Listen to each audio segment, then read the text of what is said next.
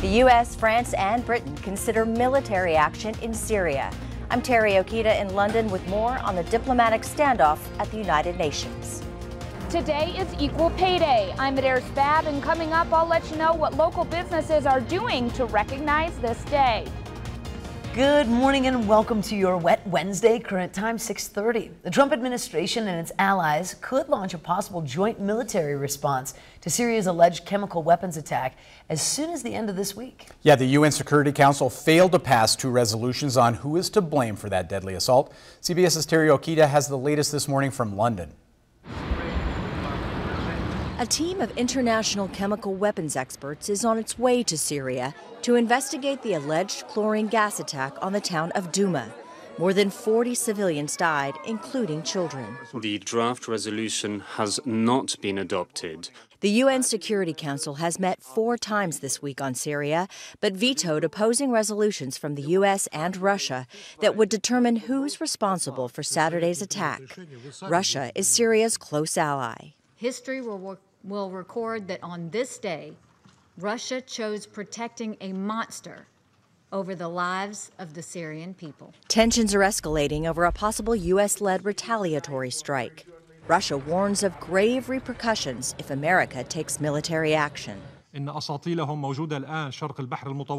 Syria's UN representative had a message for the West. Your threats of aggression, your misinformation, your lies, and your terrorism will never derail us. Syrian forces are on high alert, readying military bases across their country. Russia has a major airfield in Syria, but deliberate attacks against Russian facilities are unlikely, for fear it could lead to a nuclear standoff. Terry Okita, CBS News. Now there are more White House meetings expected before a final decision is made. President Trump canceled his trip to South America to deal with this situation in Syria. So certainly more to follow. We'll have more coming up at 7 o'clock on CBS This Morning as well. Certainly. Yeah. Certainly a wet morning, a little wet Wednesday. It's really coming down out there. It's nice. Yeah, you get to go out there. It'll be fun. Yeah, it'll be great. We'll daffodils get you an coming umbrella and we'll look at you through the window. Make faces at me? Maybe. Yeah, don't feed the animals. That's usually how it goes. Basically, our temperature is warm enough that we're seeing rain showers for most areas. We may see a little light snow trying to develop for a few areas as well.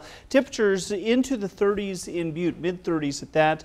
We have reports of snow at Burt Mooney Airport, but it looks like most of the roads across the area are simply wet or damp. Temperatures holding into the 40s and low 50s through the afternoon. We are setting the stage for another winter weather maker. We'll break that all down for you coming up in just a few minutes. Thank you, Matt. Now 6:33 in local news. Authorities in Sweetgrass County believe they have found the body of a man who has been missing for close to 2 weeks. Sweetgrass County resident contacted authorities on Tuesday saying they found a body in an area that was recently searched. Search for 28-year-old Bryce Arneson of Bozeman in the area began March 30th when authorities responded to a call for an erratic driver near Graycliff. He fled from authorities, but due to severe weather, they backed off, set up a perimeter, and requested backup.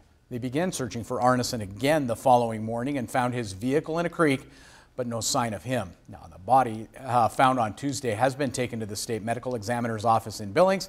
An autopsy will be conducted to determine the cause of death and, of course, positive identification of the body. And officials with the Environmental Protection Agency stopped in Anaconda yesterday to give residents an update on the Superfund cleanup site in the city. MTN's John Amy was there as well and has our report. Superfund cleanup in Anaconda is now a national priority. You may not have been on the top rung of the ladder up till now. You're now in the top rung of the ladder as far as his emphasis. Albert Kelly came in from Washington, D.C. to tell the large crowd at the Old Works Golf Course in Anaconda that his boss, EPA Administrator Scott Pruitt, has put Anaconda and Butte on a priority list of Superfund sites that will receive attention. Oftentimes you'll find sites that sit for a long time without action. This is not the case in Anaconda. There's been a lot of action up here, a lot of action and a lot of good action. We've had a lot of professionals working on it. But he wants to send the signal that now's the time to get this finished. For the past 30 years, the people in Anaconda have been trying to get the EPA to clean up this Superfund site, with much of the pollution coming from that old smelter stack. Well, now the EPA says they have a definitive goal of 2025 to get the cleanup done. This is moving forward and this is going to get done. And also by giving you a date, quite frankly, it gives you something to hold people accountable to. Top EPA officials are visiting Anaconda and Butte this week to address the cleanup of smelter and mine contamination left by Atlantic Richfield. We're committed to ensure that all properties within the smelter district are eventually or ultimately sampled. That includes interior soil, interior dust and soils, and have that work completed with any cleanup that's necessary.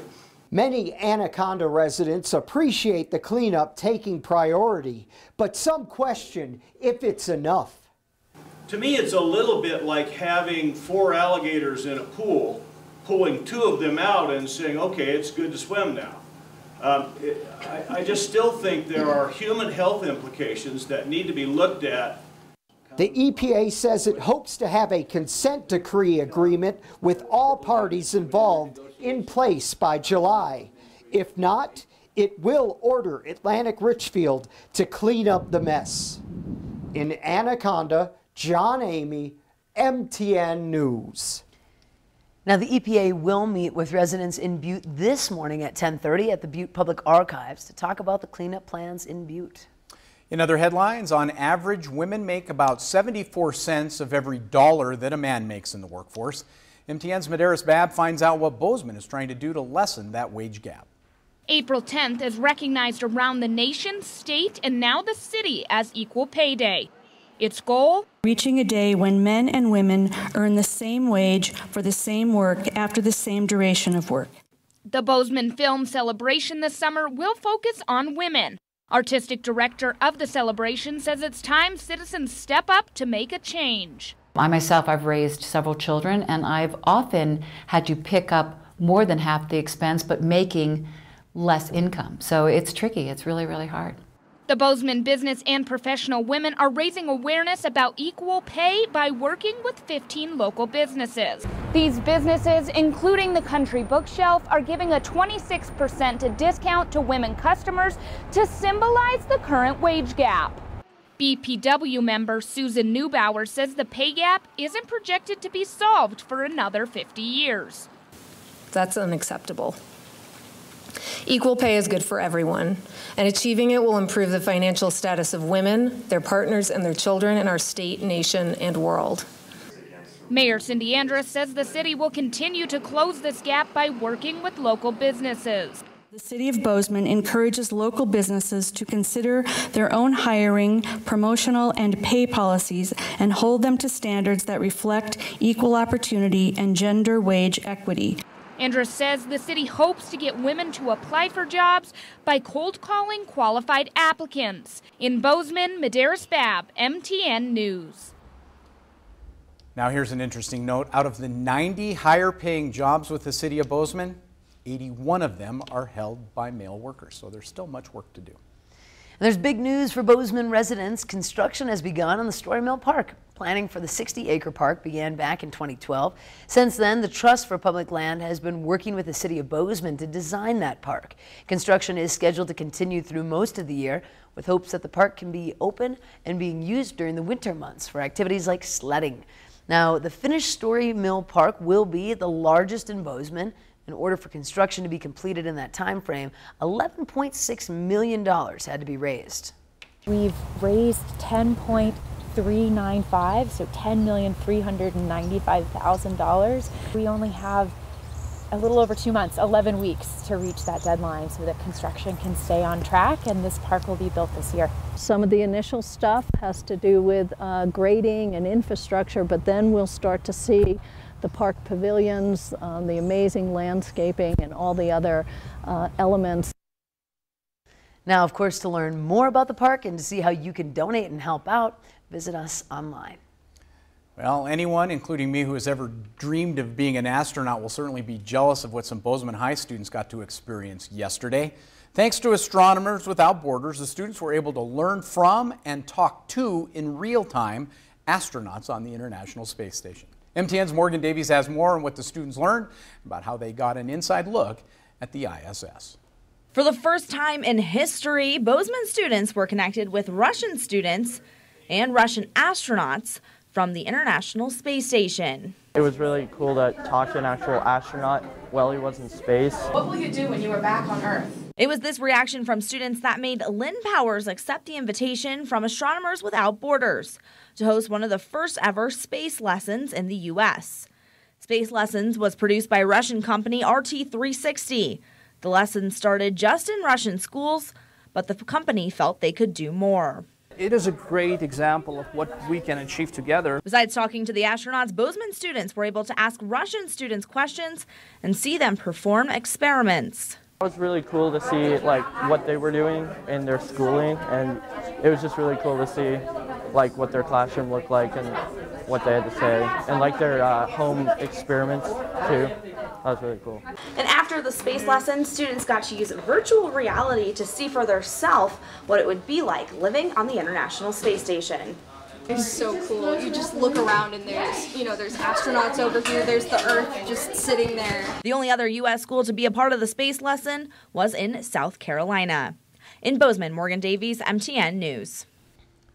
Now, if you'd like to learn more about Astronomers Without Borders, you can visit us online. That's like your dream Super come jealous. Super jealous. I can't believe that they got to do that. I like when the girls awesome. and then there's Earth in the background. It's just so astronauts cool. are just sitting there looking at it. Very cool. That is Congrats so to those students. What a unique opportunity you just had. Absolutely. Out of this world. Literally, yeah. It's cool. Happy Wednesday to you. When Montana This Morning returns, Senator John Tester grills Facebook CEO Mark Zuckerberg over our privacy rights. Before that, though, let's check in with John Dickerson to see what's coming up at 7 on CBS This Morning. Good morning. Ahead on CBS This Morning, we'll hear what other Silicon Valley executives think about Mark Zuckerberg's testimony yesterday. And Tesla's CEO Elon Musk tells us why new regulations might be needed. Also, the man who lost his job after pocket dialing his boss. See you at 7.